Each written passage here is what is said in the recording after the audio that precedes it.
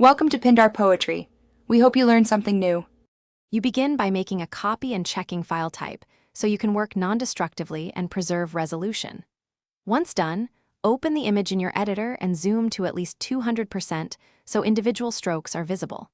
Next, sample nearby clean pixels with the clone or healing brush to match texture and tone. This is faster than drawing new strokes. Make a new layer for edits so you can toggle visibility and compare before and after. That also lets you adjust opacity to blend seamlessly. You now tackle the messy middle. Remove scribbles using small, controlled clone or healing strokes and constantly resample to avoid repeating patterns. When ink sits over textured paper, try frequency separation. Low frequency layer for color, high frequency for grain, so you preserve paper texture while replacing ink.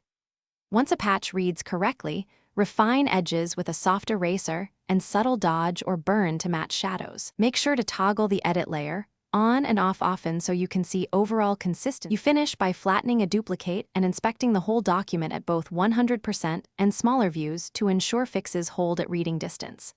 If you spot unnaturally smooth patches, add a tiny amount of noise or grain to the repaired area to match surrounding paper.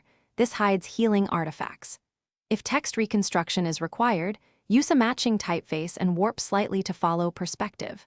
Troubleshooting tip: if patterns repeat, undo several steps. Resample from a wider area and rebuild the patch more gradually.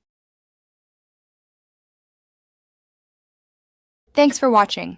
Consider subscribing if we helped you.